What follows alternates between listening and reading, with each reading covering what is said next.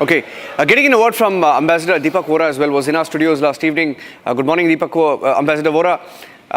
Sir, waiting for more details, and that big briefing expected a little after 9 a.m., but everything's gone silent on Pakistan's end.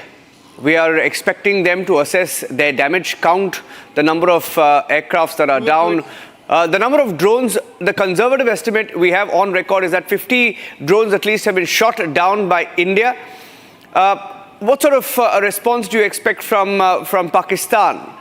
What do you think is going on? What are you hearing? What I have been trying to assess and analyze, first of all, thank you very much for the opportunity. I did manage to get an hour's sleep. You haven't even got that. I don't know how you keep going. But I did get some rest. Thank you.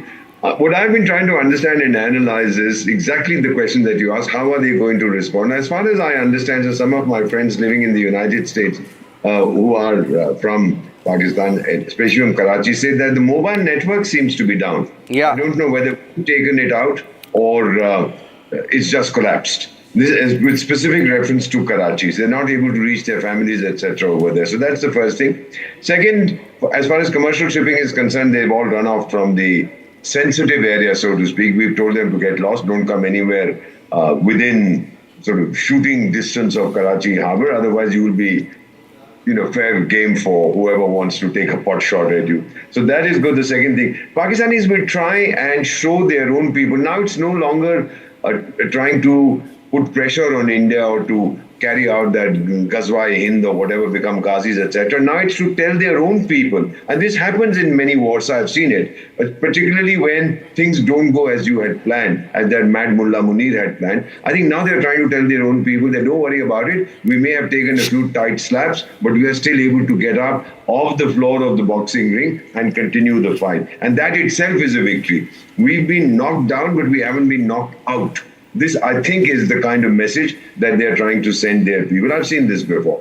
So my assessments are we'll wait for the briefing by the Ministry of External Affairs and our defense people. The briefing will indicate what the situation on the ground is and what we are going to do. But three things I think will be very important. One is, of course, to tell the IMF that, guys, you better not give these fellows any money because it's going to be used for all kinds of funny things.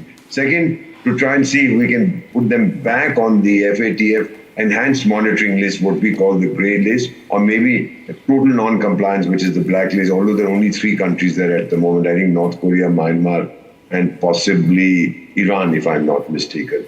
I can't remember. So this is the 2 big areas that we are going to act on. And the third, of course, sir, I think will be putting pressure, because Saudi is going there, etc., putting pressure through its own friends, who it considers its friends, to tell them to lay off. Now, if they wish to de-escalate, they have to make the first move. They made the first move to escalate. We've retaliated and very forcefully. We've shaken them up badly. If they want now to retrieve the situation, well, then they have to make the first move. I think these 3 things is what is going to be. Otherwise, as far as we are concerned, it's a fight to the finish. You yourself reported yesterday that in Balochistan, Pakistani flags are being removed from government buildings and Baloch flags are being put up. I've seen this in Dhaka in 1971. The forces don't move out of the cantonment and all the other buildings are taken over by the freedom fighters. So this is exactly, it's a replica. I can see my mind goes back to 71. It's a replay of, the floppy is being replayed. So they will take over all those government buildings and then close in on whatever small number of Pakistani troops are left around there. Those people will surrender. And then they'll declare the liberation, total liberation of Balochistan. I see that coming within the next 48